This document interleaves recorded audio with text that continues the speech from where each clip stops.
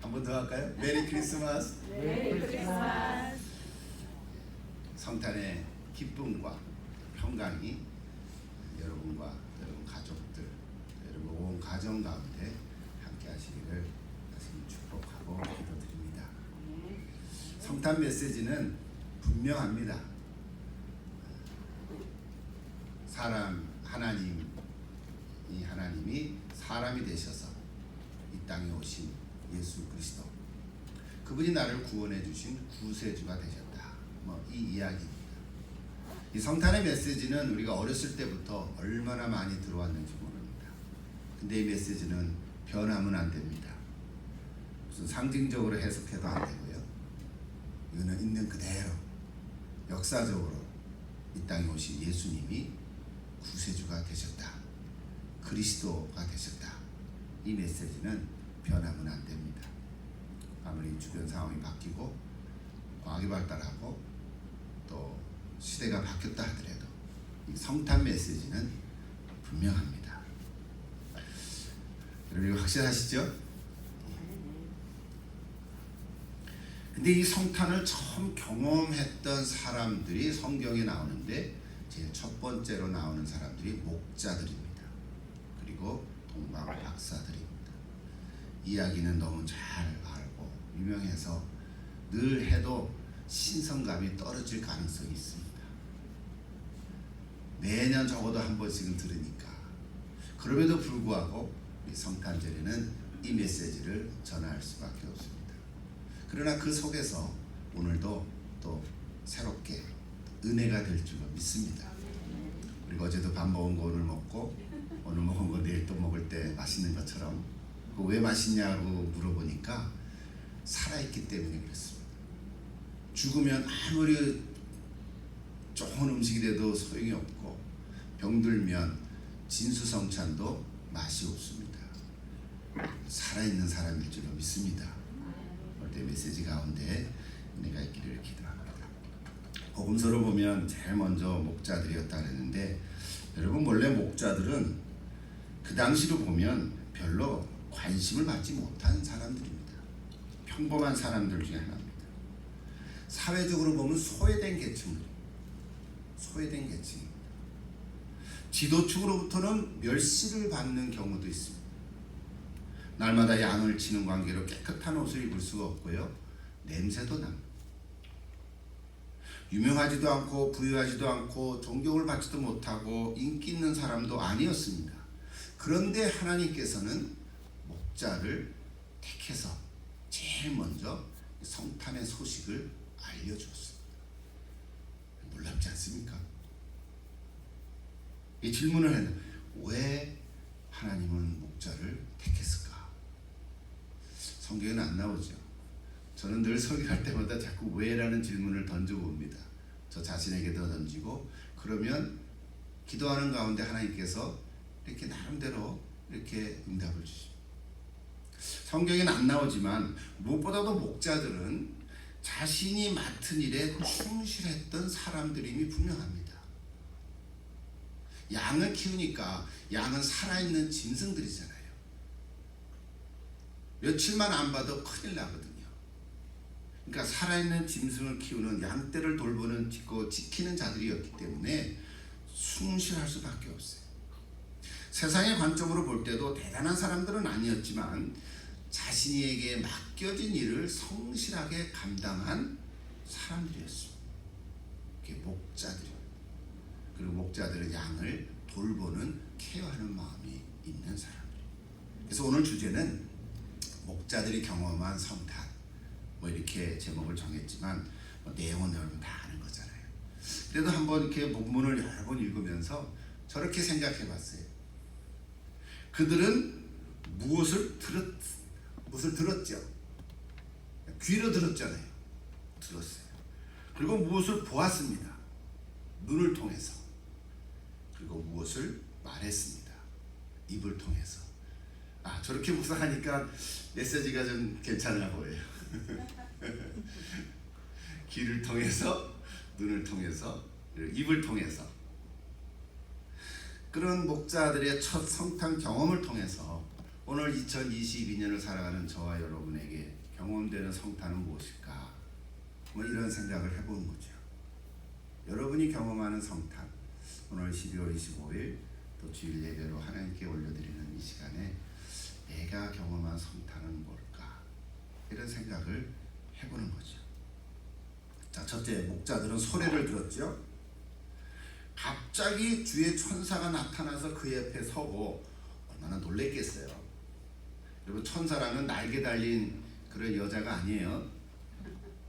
그런 이상한 한국에 흘러나오는 얘기고, 천사가 이 땅에 인간의 역사로 나타났을 때는 성경의 기록에 의하면 반드시 남자로 사람으로 나타납니다. 그러니까 첫 보면 천사인지 모르는 거예요. 그냥 어떤 외관 남자예요. 근데 그걸 하나님의 사자 천사라고 기록하거든요.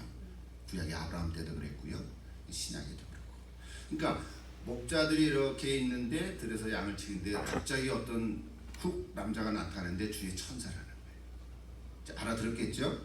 그래서 주의 영광을 나타나는 환한 빛으로 비치니까 무서웠어요. 그때 천사가 하는 말이 아까 읽었던 2장 10절부터 12절이에요.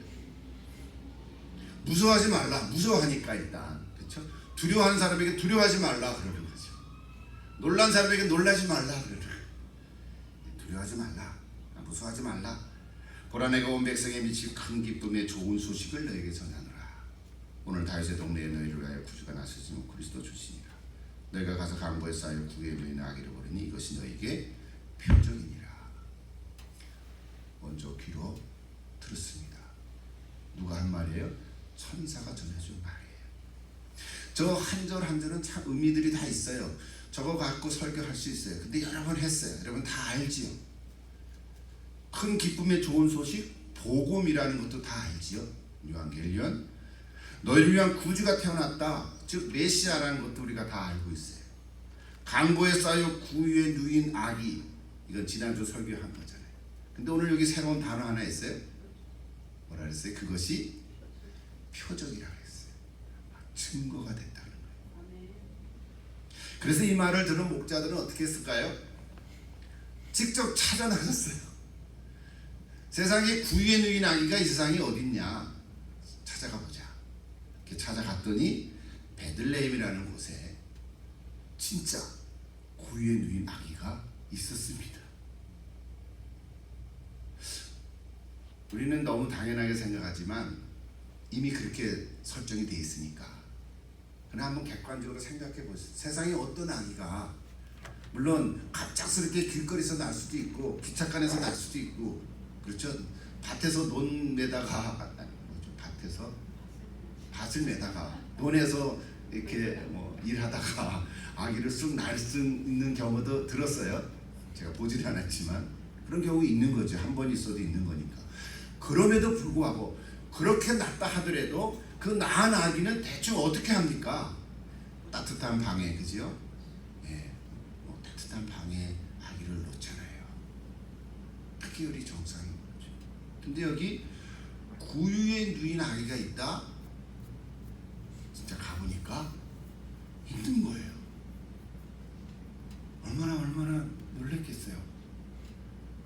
아기가 구유에 놓였다는 자체보다도 이 목자들의 생각에는 천사가 말해준 그 말이 확증되는 순간이니까 놀란 거죠. 그렇잖아요. 그래서 표적이 된다. 그러니까 눈으로 확증하는 거예요. 그래서 성경의 목자들은 그 다음에 천사들로부터 들은 말을 이제 전한 겁니다. 이렇게 돼서 내가 왔다. 근데 이런 소리를 들었다. 그래서 그 소리를 들은 요셉과 마리아, 그 옆에 누가 또 있었을지는 몰라요. 성경에 안 나와요. 근데 다 놀랬다 그러는 거죠.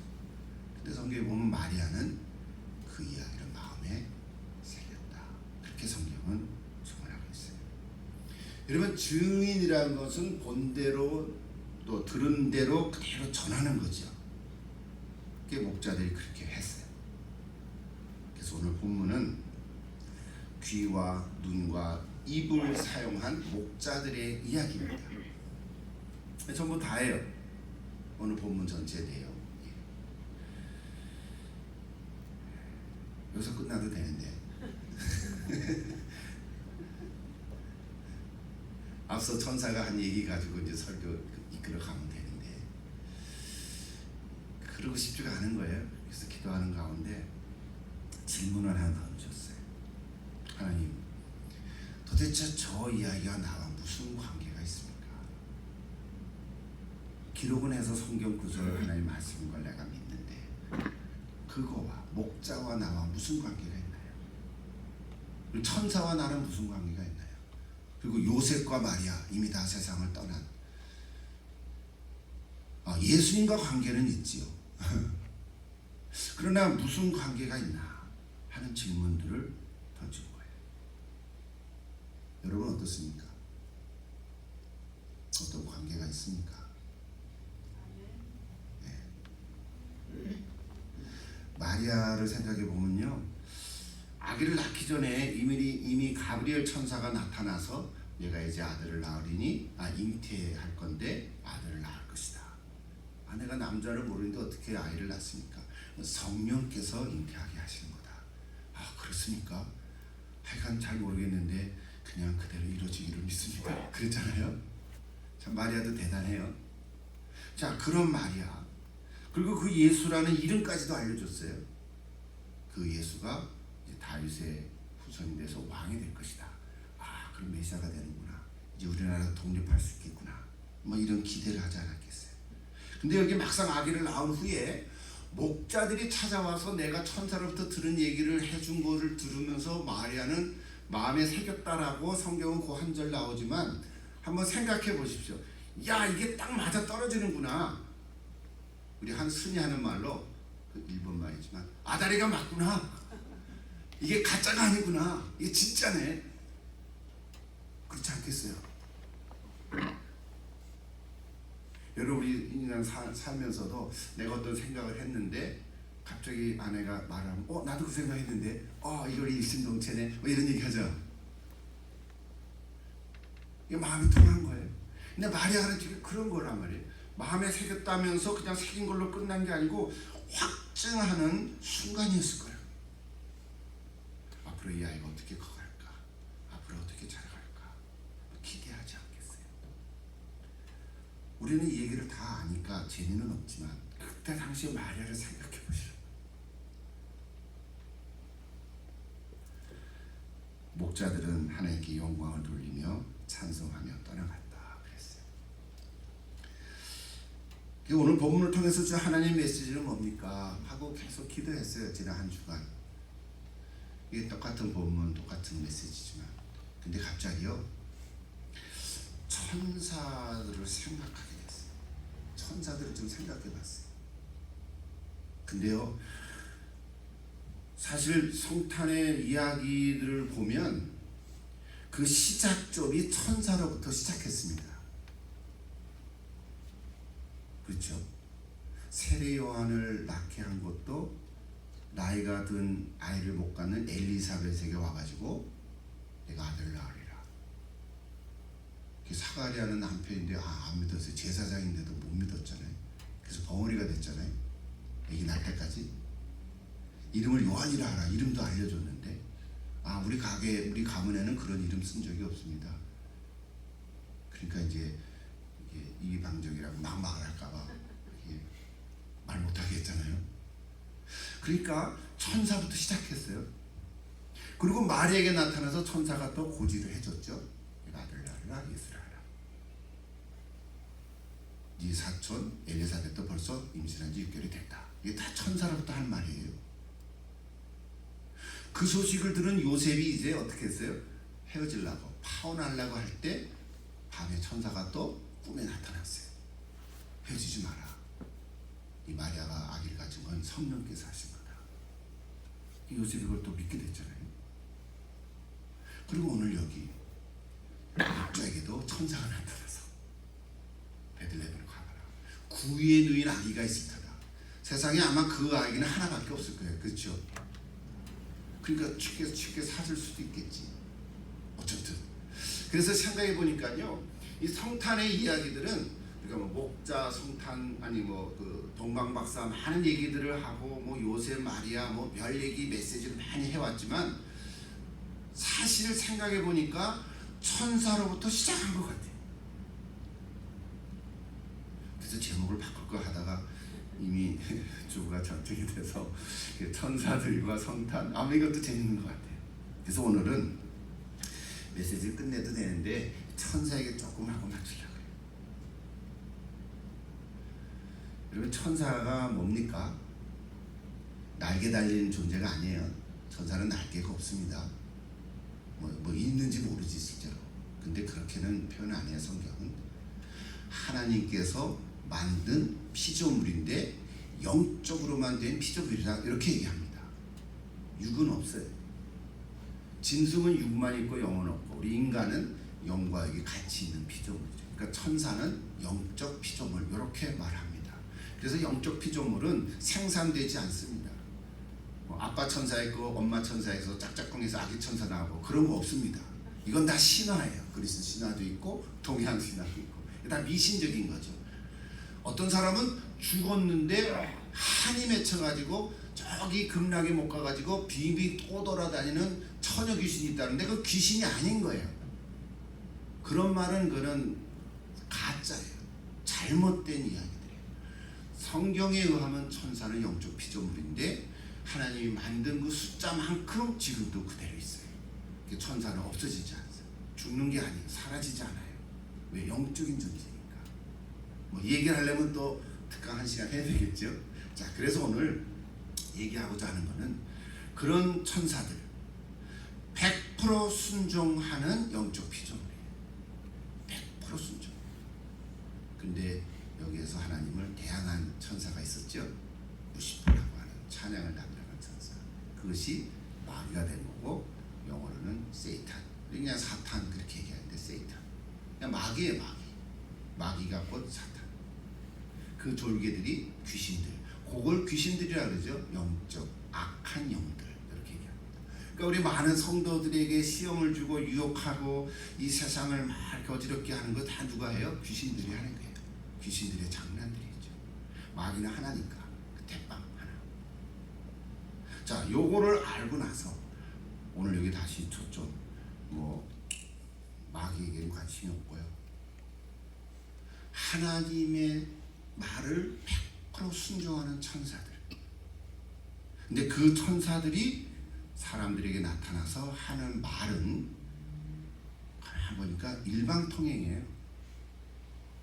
천사가 전해준 말에 대해서는 일방통행이지 거기서 토론하거나 타협이 없더라고요.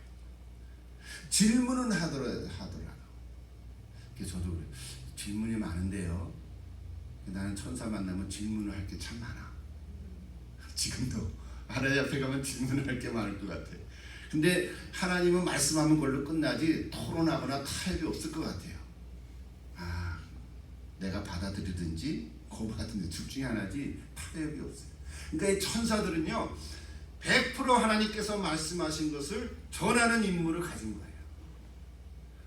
전하는 임무 끝나면 돌아가는 거예요. 그렇죠? 이게 천사의 역할이에요. 사명이라고 그럴 수도 있고. 그래서 저는 오늘 아침에 이러한 천사의 역할을 묵상하면서 우리의 삶을 생각해 보는 거예요. 그래서 적용하는 메시지를 생각하는 거예요. 저도 여러분도 마찬가지지만 우리 한 생에 살면서 하나님께서 우리 각자에게 맡겨주신 일들이 있다고요. 각자가 다 다를 수는 있어요. 뭐 아빠 엄마로부터 시작해서 그렇죠? 내가 하는 일을 통해서 또는 주님 몸된 교회를 섬기는 일을 통해서 또는 특별한 어떤 사명을 가지고 내가 한 생에 살면서 맡겨진 일들이 있다고요. 여러분 다 있단 말이에요.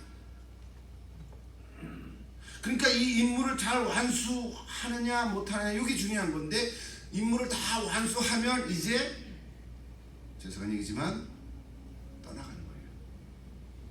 이 세상을 떠나가는 거예요. 괜찮은 거예요. 어떤 사람은 젊어서 떠날 수도 있고. 그러니까 이건 나이에 관계된 게 아니에요. 나이 많이 지신 분들은 간다. 그게 아닌 거예요.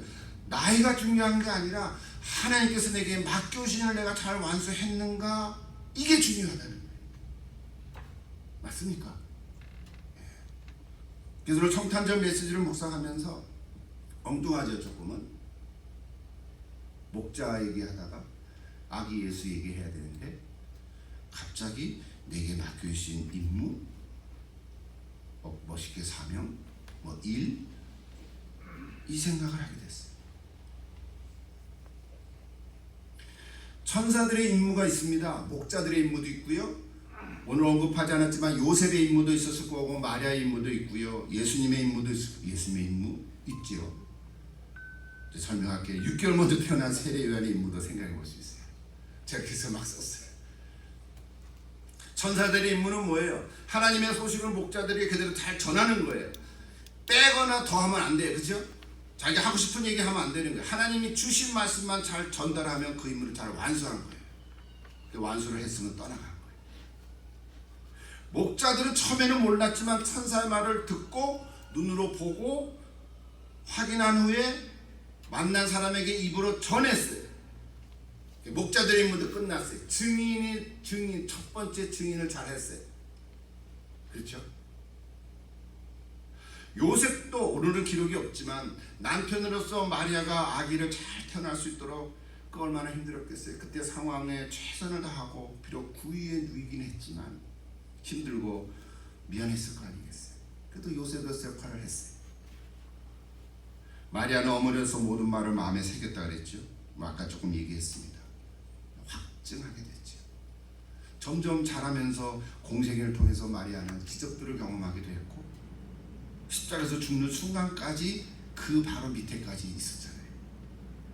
부활하신 예수의 모습도 보았을 거고요. 승천하신 후에 교회 공동체가 이루어졌을 때도 마리아는 그 공동체에 함께 끝까지 신실하게 자리를 지키고 있었어요. 여기 예수님의 임무라고 지금 설교를 써야 되는데 예수님의 임무가 뭐지? 임무라고 하니까 안 어울리는 거죠. 그죠? 그것도 아기에서 금방 태어난 아기에게 무슨 임무 사명이 있나? 있어요. 뭐예요? 끝까지 살아남아야만 했어요. 죽으면 안 됐어요. 태어났는데 병으로 돌아가셔도 안 돼요. 또는 누구로 의해서 살해당해도 안 돼요. 근데 여러분 역사를 보면 이 못된 헤롯 왕이 동방 박사가 자기를 속은 줄 알고 어떻게 했습니까? 2살 아래의 남자아이는 다 죽여라 명령을 내렸죠. 영아 학살 명령을 내렸어요. 역사적인 기록이 나와요. 그죠? 몇 명인지는 정확히 모르지만 요세푸스의 기록에 의하면 12명에서 15명 정도. 제보원 게리학이라고 하는 보고서에는 24명인데 그 중에 반은 여자아이니까 12명 정도 내외 그 아이를 죽였다라는 기록이 있어요. 성경은 아니지만 역사의 기록이 있단 말이에요. 그러니까 아기 예수는 살아남아야만 할, 그러면 임무라고 그러나요? 뭐라 그러나요? 운명이라. 우리 운명이라는 단어는 안 쓰기냐면 삶이었어요. 아기 예수는 살아남았어야만 해요. 그렇죠? 살아남아야만 해요.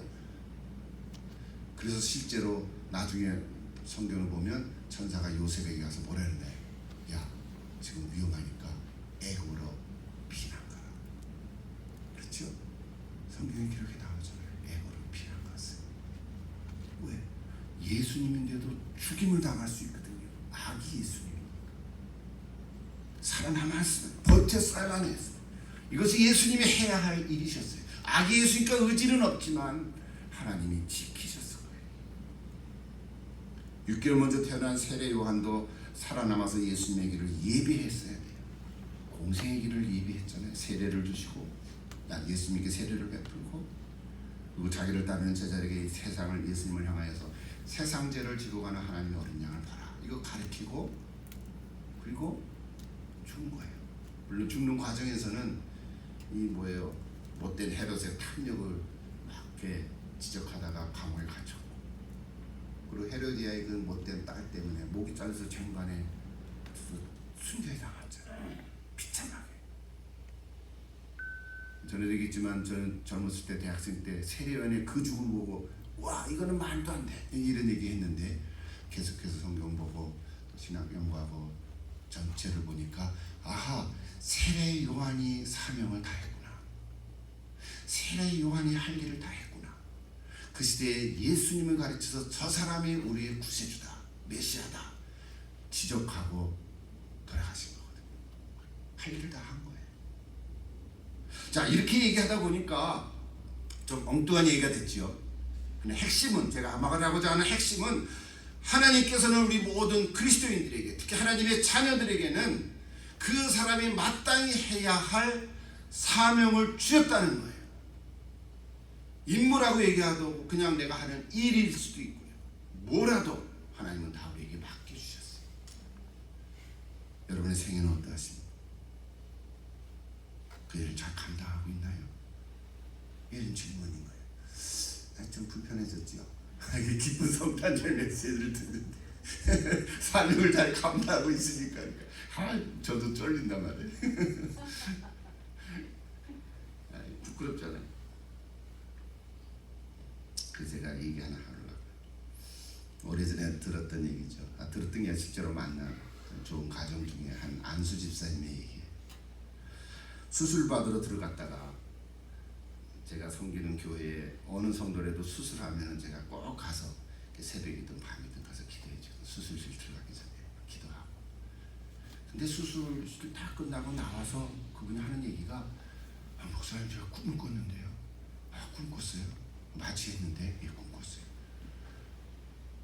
제가 하나님 앞에 갔는데 나는 내 안에 치맛자락만 붙들고 가면 천국에 가는 줄 알았어요. 그랬더니 아니라는 거예요. 너는 크레딧이 하나도 안 써야 된다는 거예요. 그래서 다시 가서 크레딧을 쌓고 오라고 나한테 막 그러는 거예요. 그러다가 이게 실화예요, 실화.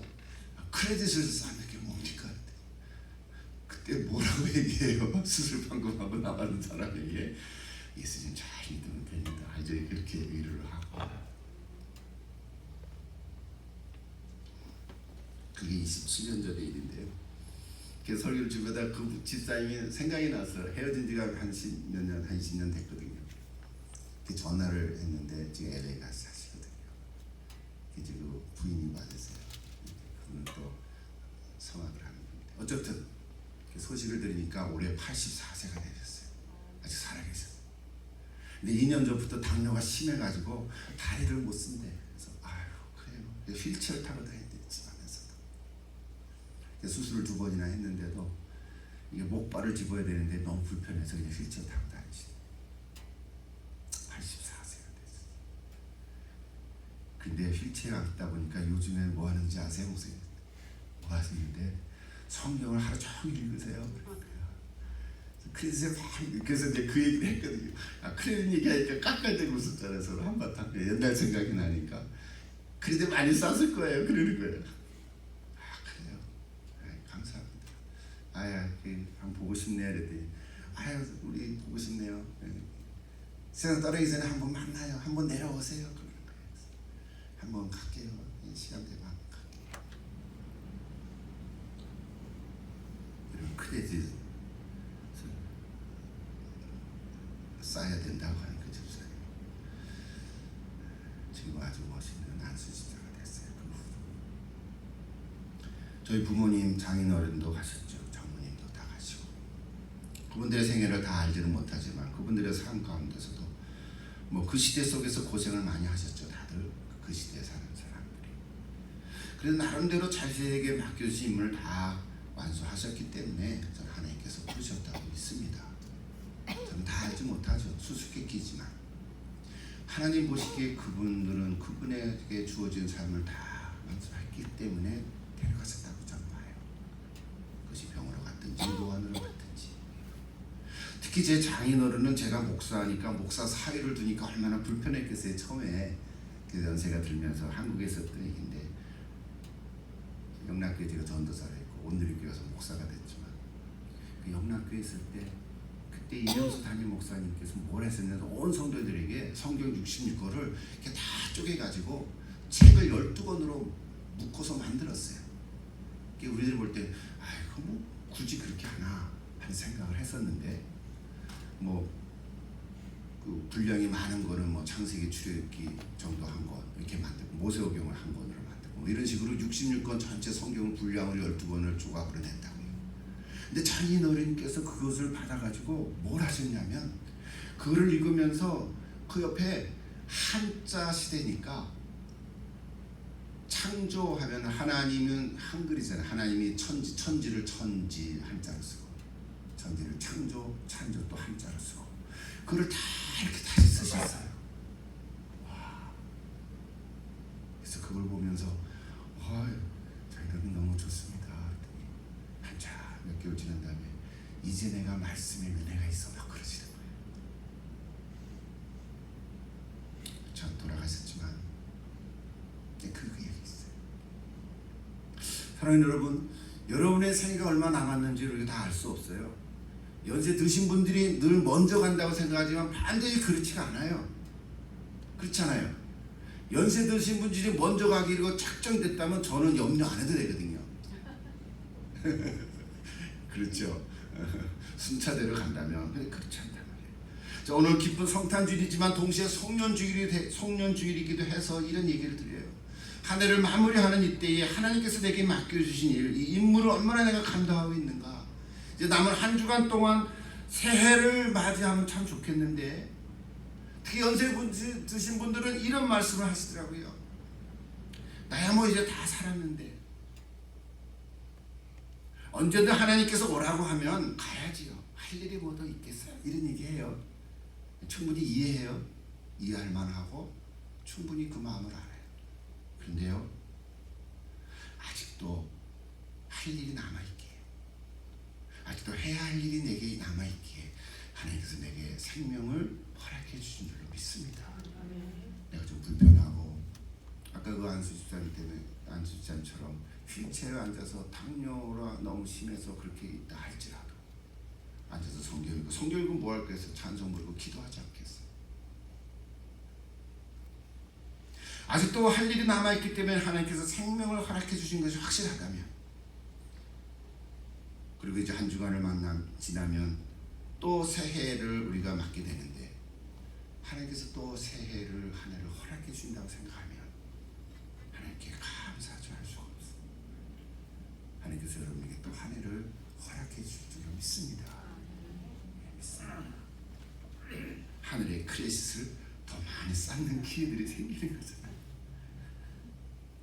우리 교회는 2022년 한 해 동안 제가 막 저렇게 표를 정했잖아요. 사실 송년주일에 저거를 마무리하려고 했는데 이렇게 됐어요. 이 땅에 임한 요거가 특별히 강조된 거죠. 이 땅에 임한 하나님의 나라를 이루며 살아가라. 산상수훈부터 설교를 시작했어요. 몇 개월 하다가 또 레위기에서 너무 좋았어. 또 레위기 설교하다가 또 에베소서 강해하다가 이제 우리 마지막 주일까지 왔는데요. 늘 그렇듯이 하나님 앞에 사실은 죄송한 마음이 드는 것은 어쩔 수가 없어요. 예수 믿는 사람이 더 많아지기를 늘 기도해왔는데 변변치 못해왔잖아요. 그래도 주일마다 하나님 말씀을 전하는 일을 잘 감당할 수 있었던 것은 바로 여러분이 계셨기 때문에 그래요. 여러분 때문에 제가 살아있습니다. 고맙습니다. 인간적으로 고마운 거죠. 전에 그런 생각했어요. 여기 내가 한 명이 남아있더라도 내가 설교를 하리라.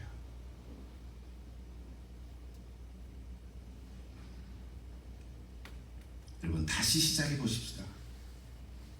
하나님께서 허락하신 이 사랑의 빛교회 다시 세워주시고 하나님께서 붙드셔서 든든히 세워가는 주님의 몸된 교회가 되기를 기도합니다. 새해에는 그래서 표를 이렇게 정했어요. 다음 주는 저게 바뀌어질 텐데요. 온 힘을 다하여 영적으로 무장하라 그랬어요. 저게 탑법은 뭔지 모르겠는데 저게 군인의 가슴을 표현, 요것만 이렇게 딱 딴 거예요. 처음에는 뭐 이렇게 군인 무을 하니까 너무 유치한 것 같아가지고 저렇게 했어요. 어쨌든 에베소서 6장 10절부터의 말씀을 기초로 저렇게 했어요. 그래서 다음 주 1월 1일에는 설교 제목이 정해졌어요. 온 힘을 다하여 영적으로 무장하라 그 설교를 하고 1월 2일 월요일부터 토요일까지는 6가지의 영적 무장, 즉 하나님의 전신 갑주에 대해서 한 가지씩을 제가 설교하고 새벽에 그리고 1월 8일에는 마지막 기도에 대한 메시지를 전합니다. 그럼 한 주간이니까 최선을 다해서 새벽기도 다 참조했으면 좋겠습니다. 뭐 40일씩 하라 그러면 못해 그러지만 한 주간인데 새해인데 고독이 불편하거나 지역을 떠나 있는 분을 제외하고는 여러분 다 오십시오. 우리 함께 한번 다시 기도하십시다. 그래서 하나님의 은혜를 구하십시다. 여러분 개인의 기도, 가정을 위한 기도, 교회를 위한 기도, 나라와 민족을 위한 기도 우리 함께하면 하나님께서 역사하실 줄로 믿습니다. 설교를 마칩니다. 오늘 목자들이 경험한 성탄을 통해서 저 엉뚱한 주제로 넘어갔지만 그러나 오히려 우리에게 은혜가 되고 저 개인에게 참 은혜가 됐어요. 목자들이 경험한 성탄을 통해서 오늘날도 전 세계의 사람들이 다 선포하는 말씀이 있죠. 여러분 잘 아는 대로 누가복음 2장 14절이에요. 뭐예요? 즉히 높은 곳에서는 하나님께 영광이요 땅에서는 하나님이 기뻐하신 사람들 중에 평안하다. 그냥 하늘의 영광이 아닙니다. 그냥 하늘의 영광이 아니에요. 여전히 아직도 카드를 그렇게 쓰는 분들이 있어요. 그냥 하늘의 영광이 아니고 그냥 땅의 평화가 아닙니다. 뭐예요? 하나님께 영광이고 하나님이 기뻐하시는 사람들 중에 평화입니다. 확실하죠? 메시지 성경을 보면 저렇게 되어 있어요. 높은 하늘 하나님께 영광, 땅에서는 그분을 기쁘시게 하는 모든 사람에게 평화. 하나님을 기쁘시게 하는 사람. 여러분 하나님을 기쁘시게 하는 사람입니까? 아멘. 그는 뭐 이렇게 주저할 필요가 없잖아요, 그죠? 하나님 기쁘시게 하는 사람 맞아요. 떠오르는 성경 구절 하나 있어요. 여러분 잘 아는 히브리서 11장 에녹에 대한 얘기잖아요. 믿음의 에녹은 죽음 보지 않고 옮겼는데 옮겨지기 전에 뭘 했어요? 하나님을 기쁘시게 하는 자라 하는 증거를 보였다. 어떻게 그렇게 자세한 얘기는 없어요. 몰라요. 동행했다 그렇게만 나와요. 근데 그 다음 구절이 중요해요. 우리에게는 16절 같이 읽어볼까요? 믿음이 없이는 하나님을 기쁘시게 할 수 없나니 하나님께 나아가는 자는 반드시 그가 계신 것과 그가 자기를 찾는 자들에게 상 주시는 심을 믿어야 할지니라. 아멘. 확실하죠? 어떻게 하나님을 기쁘게 할 수가 있을까? 믿음이 있어야 되는데 그럼 무엇에 대한 믿음인가? 두 가지. 하나님 계신 걸 믿어야 돼요. 아직도 하나님 계신 걸 믿지 않는 사람들이 주변에 얼마나 많습니까? 하나님을 모르니까 자기가 하나님이 된 거죠. 자기가 하나님이라고 말은 안 하지만 자기가 하나님처럼 자기를 믿는 거죠. 내 중심으로 살아가는 사람이 얼마나 많습니까? 아니면 그거를 조금 안 좋으니까 이상한 신으로 만들어서 믿잖아요. 그게 우상인 거죠. 오늘 우리는 믿음이 있는데 하나님이 계시고 살아계신 하나님을 우리가 믿는 사람들이에요. 그리고 또 하나는 그 하나님께 나아가는 사람에게는 하나님이 사주신다, 응답하신다는 얘기예요. 예. 여러분에게 이런 믿음 있는 줄로 믿습니다. 이런 믿음 있는 자는 어떤 사람이에요? 하나님을 기쁘시게 하는 사람이고 하나님을 기쁘시게 하는 사람에게는 평화가 임한다는 거예요. 여러분 평안하십니까? 평화가 있습니까? 아, 예, 아멘, 아멘. 요즘 우리 들려오는 소식은 그냥 이상한 얘기들이 많아요. 뭐 경기가 침체된다, 뭐 아이고 물가가 올라가지고 큰일이다. 물가 오르면 2개 먹던 거 하나 먹으면 되고, 뭐 하나 먹다가 반 먹으면 되고, 안 먹어도 되고, 뭐, 여러분 좀 대폭 크게 살아가면 좋겠어요. 내년에 이런 얘기도 좀 많이 하십시오. 시간이 많이 갔는데 이 얘기 하나 하고 같이. 지난 금요일 날 우리 권사님이 카드를 하나 보내왔어요. 저런 카드예요. 예수님이 오심이 우리의 평화입니다. 그랬어요. 그 카드를 보낸 시점이 중요해요. 근데 모든 일이 잘 되고 형통할 때가 아니라 갑작스러운 사건으로 힘들고 어려운 일을 겪은 후에 보냈다는 사실을 나중에 알았어요. 지난 금요일 날 요즘 최근 중에 온도가 제일 낮았잖아요. 기온이 영하 11도까지 내려갔어요. 저희 동네는 그랬어요. 가장 기온이 많이 떨어졌던 날인데 그만 가게에 수도관이 터졌다는 거예요. 그래서 그날 가게 문 닫고 수도관이 터졌으니까 현장을 못 가봤어요. 나중에 들었는데 그 다 하루 종일 고치느라고 우리 재분 고사 얘기해서 문을 다 닫고 한 주 동안 고치라고 추느라고 날씨도 추운데 얼마나 힘들었겠어요. 거기에 또 박명수 지사님 넘어져서 또 다쳤다는 거예요. 근데 다행히 뼈는 안 다쳐서 얼마나 다행이에요. 그러고 보니까 지금은 또 날아갈 것 같은데 근데 얼마나 감사해요. 하나님이 지켜주신 거 천사가 보호해주셨다고 그랬어요.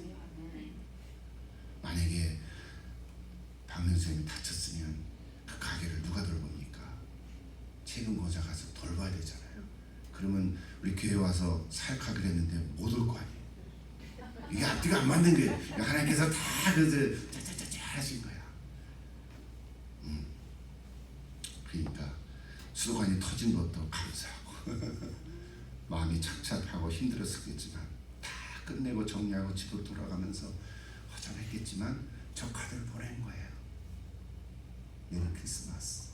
그리고 그 다음에 뭐라고 썼어요? 예수님이 오심이 우리의 평화입니다. 아멘. 맞습니까?